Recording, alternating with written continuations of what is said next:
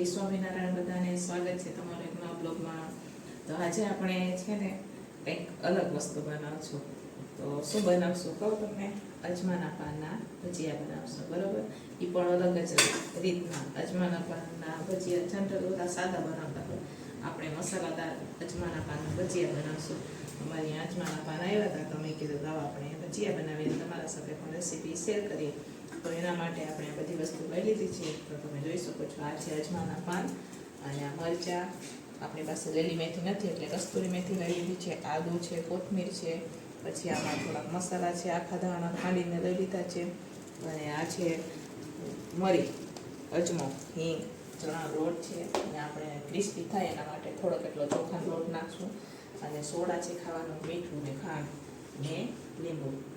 ચાલો બનાવવાની શરૂઆત કરીએ. આપણે જે આ છે મસાલા નાખી દઈશું. પછી આપણી પાસે આ જે છે કોથમીર, મરચાં, આદુ, કસ્તુરી મેથી ઉપર નાખી દઈશું, ને થોડોક એટલો ચોખાનો લોટ નાખશું આપણે.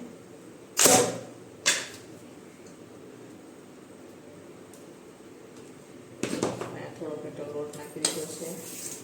ખાંડ નાખશું 2 ચમચી, મીઠું નાખશું સ્વાદ પ્રમાણે. સરસ રીતના બધું આપણે મિક્સ કરશું. આજે આપણે છે ને મસાલેદાર બનાવશું અજમાના પાનના ભજીયા. મને બહુ ગમે. મેં ઘણી વાર ઘણી જગ્યાએ ખાધા છે, પણ ક્યારેય ઘરે નથી બનાવ્યા. હું પહેલી વાર બનાવી રહી છું, બરાબર? તો હવે પાણી નાખીને આનું આપણે બેટર બનાવશું. પછી લીંબુ ને સોડા ઉપરથી આપણે નાખશું. પહેલાં બેટર બનાવી દઈએ ને પછી થોડું આપણે પાણી નાખીએ ને સરસ મજાનું બેટર બનાવશું એને, ને ઉપરથી સોડા અને લીંબુ નાખશું.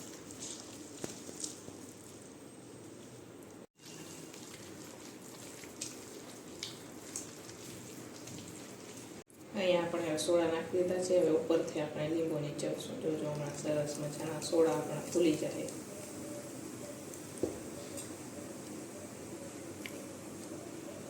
પછી થોડુંક એટલું ગરમ તેલ નાખી આપણે ભજીયા બનાવીએ.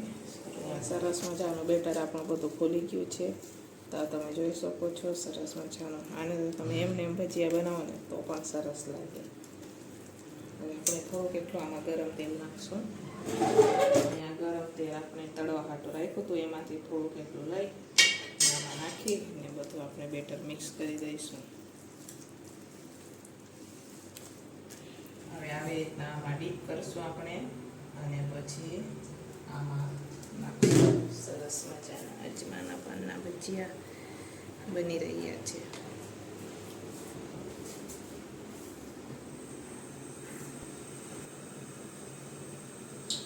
પહેલી વાર ખાશે ને તો તમારા નામોએ ક્યારે નથી ખાધા. મેં તો ઘણી વાર કોકનિયા ખાધા હે, ઘરે નથી, પણ મસાલાવાળા નથી ખાધા. એ સાદા સાદા ખાધા હે. આજે આપણે સરસ મજાના મસાલાવાળા બનાવીએ. હવે આપણે ફેરવી લઈશું એને.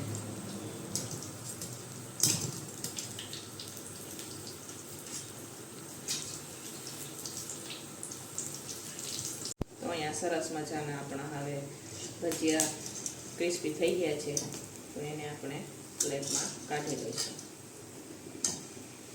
અહીંયા સરસ મજાના આપણા હવે ભજીયા બની ગયા છે. હું તમને ખાઈને બતાવું.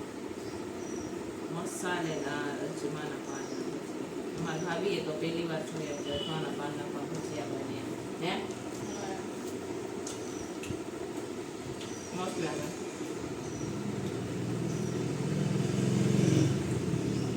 ખાવા તો મસ્ત લાગે. તમે પણ એકવાર જરૂર ટ્રાય કરજો. મસાલેદાર સાદા બનાવો ને એના કરતાં મસાલાવાળા બનાવો, મસ્તી ના લાગે. એક નંબર. અને હવે આ ગોટા પણ બનાવ્યા છે એમાંથી. હલો ફ્રેન્ડ, બપોરે આપણે અજમાના ભજીયા ખાઈ દીધા. પછી થોડીક વાર સુઈ ગયા હતા. ફરીથી ઉઠી ગયા તો આપણી પાસે થોડુંક બેટર વધી ગયું હતું, અને આજે અમારે બપોરનું શાક બનાવવાનું હતું. તો મેં વિચાર્યું કે લોટ તો ઓછો છે, તો આપણે કરશું શું, બીજું બેટર વધી ગયું હતું ને એને આપણે સરસ મજાનું પાતળું કરી દીધું, અને એના બાદ બેટરમાંથી આપણે ઢોકળીનું શાક બનાવશું. તો વિડીયો છેલ્લે સુધી જોજો, મજા આવી જશે કેવી રીતના હું બનાવું. બરાબર, વેસ્ટમાંથી બેસ્ટ બનાવશું. જે વેસ્ટનું હોય ને એમાંથી બેસ્ટ બનાવશું આપણે. વિડીયો છેલ્લે સુધી જોજો. તો ચાલો બનાવવાની શરૂઆત કરીએ. તો અહીંયા આપણે તેલ લઈ લીધું છે, એમાં આપણે હિંગ પણ નાખી દીધી છે. હવે જે આપણી પાસે બેટર છે એ નાખશું. તેલમાં આપણે હળદર નાખી દીધી છે, હિંગ અને હળદર, અને આ બેટર નાખી દઈશું. સરસ રીતના એને ફટાફટ હલાવવાનું, એમાં ગાંઠા પડી જાય એટલે આપણે ફટાફટ હલાવશું. આમાં આપણે બીજું કાંઈ નહીં નાખશું, કેમ કે ઓલરેડી આપણે જ્યારે ભજીયા બનાવ્યા હતા એ બધું નાખ્યું હતું મટીરિયલ, એટલા માટે. થોડી કેટલા આપણે ચીલી ફ્લેક્સ નાખશું. અમારી પાસે ખાંડેલું મરચું હોય તો એ બી નાખવાના. થોડાક જેટલા આપણે નાખશું.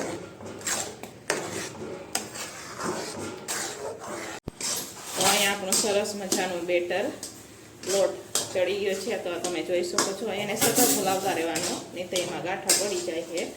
એટલે એ તમારે ધ્યાન રાખવાનું.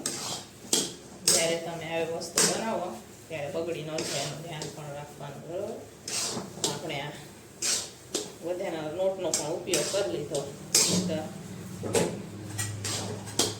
સરસ મજાનો આપણો લોટ બની ગયો છે. હવે થાળીમાં આપણે તેલ લગાવી અને સરસ મજાનું એને પાથરી દઈશું. બરાબર, અહીંયા આપણો લોટ સરસ મજાનો ચડી ગયો છે. હવે આપણે આમાં તેલ લગાવી દીધો હતો, આપણે સરસ મજાને પાતળો પાથરી દઈશું. ઠરવા માટે રાખશું પછી. બરાબર, સરસ મજાનું.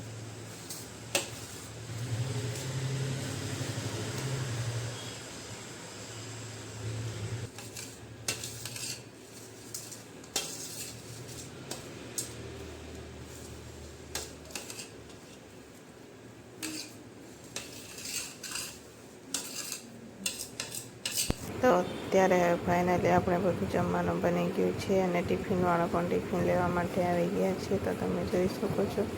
ને અહીંયા રાજુ ભાત વઘારી રહ્યા છે. મેં શાક ને રોટલી એવું બનાવી દીધું છે, અને ભાભી વાસણ ઉટકી રહ્યા છે, અને આ રોટલી વઘારવાની બાકી છે. તો એ રોટલી પણ હમણાં વઘારી દઈશે. રાજુને સરસ રોટલી વઘારતા આવડે છે. ને આ જે શાક આપણે ઢોકળીનું બનાવેલું છે ને એ આ શાક, તો તમે જોઈ શકો છો કેટલું સરસ શાક બનીને આપણું તૈયાર થઈ ગયું છે. ઢોકળીનું શાક બહુ મસ્ત બની ગયું છે. મેં ટેસ્ટ પણ કર્યું છે. હવે આપણે આમાં કોથમીર નાખી દઈશું. તો તમે પણ એકવાર જરૂરથી ટ્રાય કરજો. આવી રીતના વધી જાય ને ક્યારેક બેટર, તો આ ઢોકળી બનાવી દેવાય. બરાબર, તો ચાલો હવે આપણે આ વિડીયોને અહીંયા જ એન્ડ કરીશું.